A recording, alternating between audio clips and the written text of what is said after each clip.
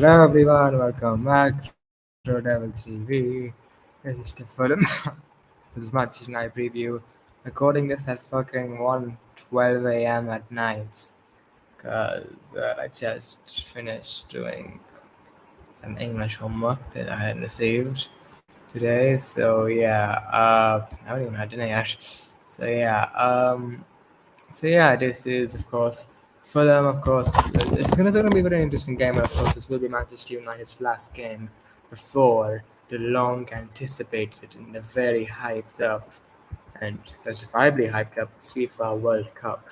It's gonna be interesting because players who are going to the World Cup will naturally not want to go into stuff like 50-50s and give it their all. Like they want to give it their all, but they won't want to, have any risks of um, have any risks of getting an injury. Because of course, even right now, a minor injury, which could be 1 or 2 weeks after the player, it could mean that they're not going to play in the World Cup. Even a minor injury is very serious now. So players are going to have to be careful. We're going to the World Cup, of course, and of course today in the Premier League there were some big results. Of course, Brentford were the last gasp winner against Manchester City. Ivan Toney silencing Gareth Southgate. And like this, I love that celebration. Like Harry Maguire, this is how you use that celebration. Not when you're scoring against fucking, I don't know, I forgot who was that, Andorra or something. You don't do this when you score a goal against Andorra. You do this when you score a 98-minute winner against Manchester City, champions of England for now. So yeah, of course Newcastle managed to beat Chelsea. There are some pressure on Graham Potter, but I don't think that's sacked no way. But of course, Eddie Howe's doing a fantastic job there. Of course, now if we get a win tomorrow, then it'll extend the gap to 4 points at fifth position. And of course, I'm sad that Spurs win today. Like I really wanted Spurs to lose because if they lost today and we won tomorrow, we would have been in it, and we would have stayed in the top four position for the World Cup, but now that won't be the case. But we can still manage to get a good result tomorrow and beat and win.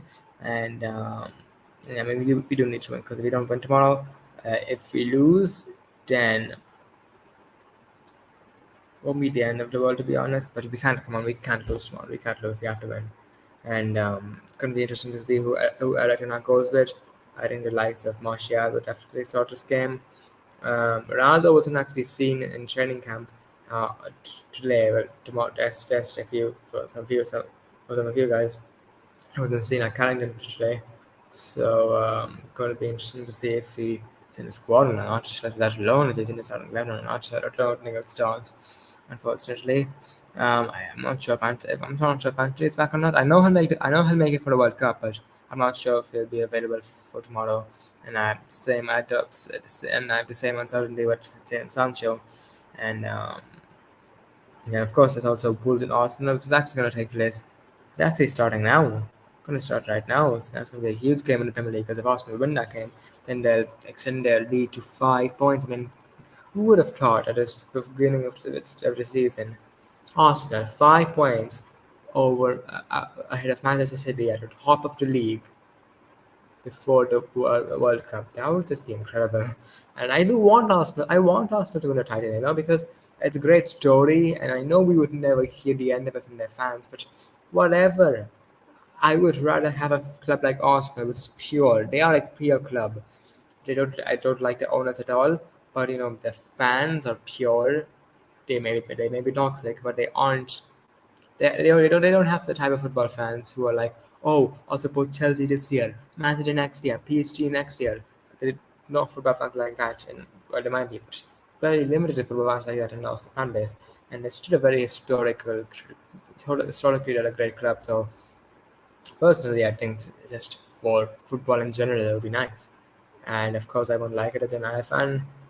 Arsenal winning the playing title for us. I don't like this, but you know, better Arsenal than Man City, in my opinion. So yeah, I mean, talking about Fulham, Andreas Pereira, of course, he probably will start against his former club. He's not been a bad signing for Fulham, for 10 million as well. the likes of Alexander Mitrovic, of course. He will miss the game tomorrow. He's probably the best player. I mean, he's been so good this season. He's been so good for Serbia as well. Probably have a pretty decent World Cup with Serbia. Let me look at the Fulham team once because I can't really think of any other good players they have on the top of my head. But I do know that they have other good players. So let me just look at this Fulham team. So who did they last play? Oh yeah, Man City, where they barely lost. So I mean, they have Robin Robertson, Anthony Robertson, Anthony Robertson, not bad player. Harry Wilson from a Liverpool player, but he is in talents. Carlos Vinicius, former Spurs player and former Benfica player, not bad as well. Uh, Halinia, pretty decent player. Harrison Reed, not bad. Leno, pretty good goalkeeper. Tete, not bad. Diop, former West Ham player, pretty good. Reem, I guess is okay. Dan James goes on the bench as well. Yeah, on down at Fulham, could face up against his former club. And Babu's a pretty good player. Kozawa's a good player. I mean, they have overall a pretty decent squad. It's not surprised that they're on the table right now in the Premier League. Not a bad squad at all. I mean, who's their manager? How the hell do I not know who Fulham's manager is? I feel like I should know this. I probably should know this. Um, the manager is Marco Silva. Right. So yeah, it's gonna be interesting to see what happens in the game tomorrow.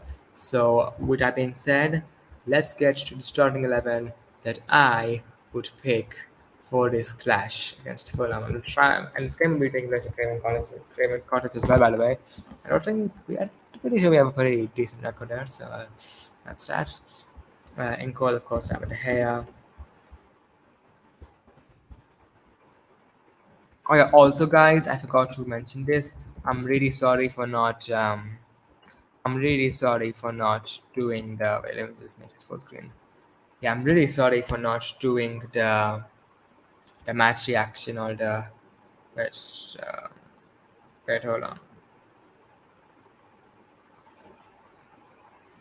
Yeah, I'm really sorry for not doing the match reaction or the watch along for the Carabao Cup game. When I woke up for the game with the alarm, I just felt dead. I just felt like I couldn't do it, and I had to go back to sleep. I just couldn't. I just couldn't like, the next day as well.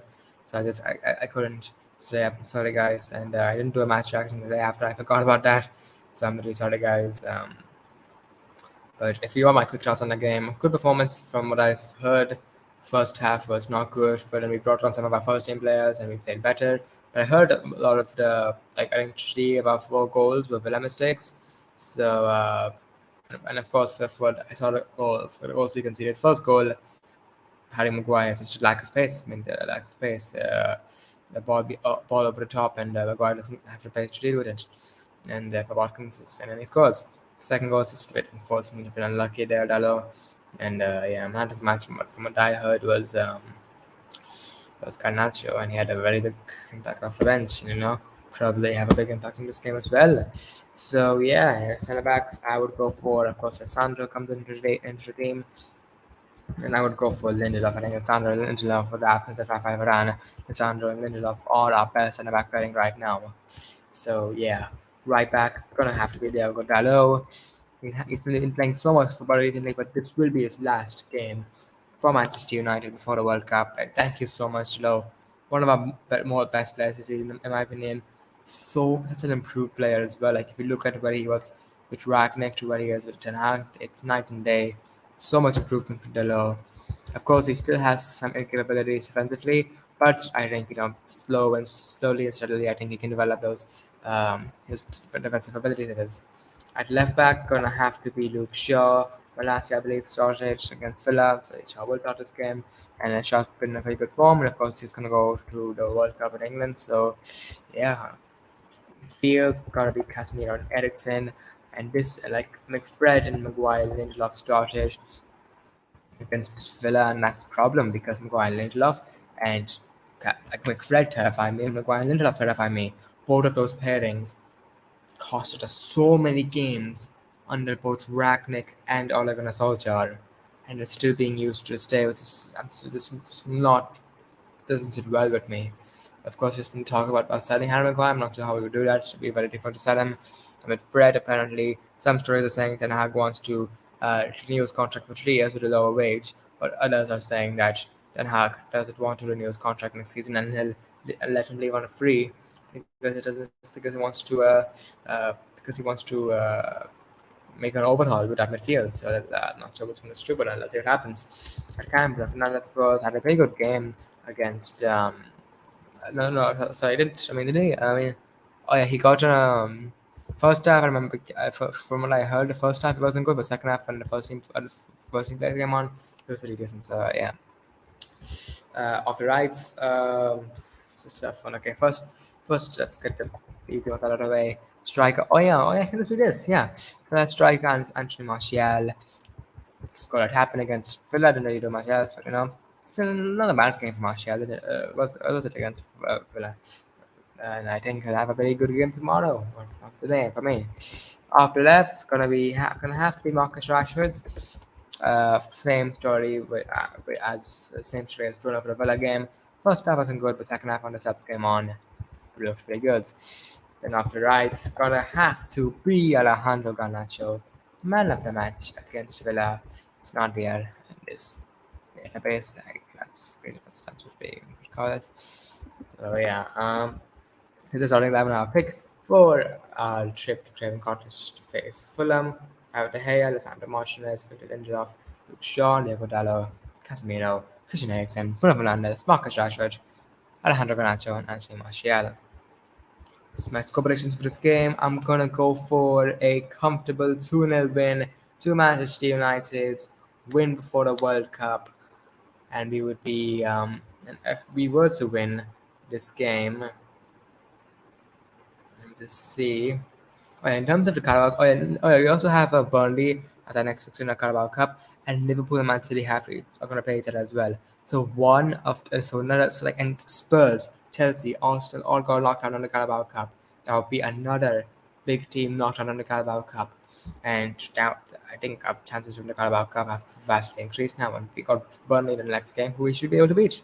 They are top of the championship right now, so it won't be very easy, but come on, we should be able to beat Burnley, and I think we will. We will beat Burnley, and of course it's bloody Burnley, so I never know what can happen. And today, of course, we're gonna face Fulham, and let me just see. Wait, I've got the table. Um, so if we were to win, then we would be 3 points of Spurs with a game in hand. So if we were to win that game in hand, we would be on level points with Spurs, but they have a much better goal difference than us. So we would be sitting on fifths after this game if we were to win tomorrow. But even if we will lose tomorrow, but the preferable outcomes to win, of course.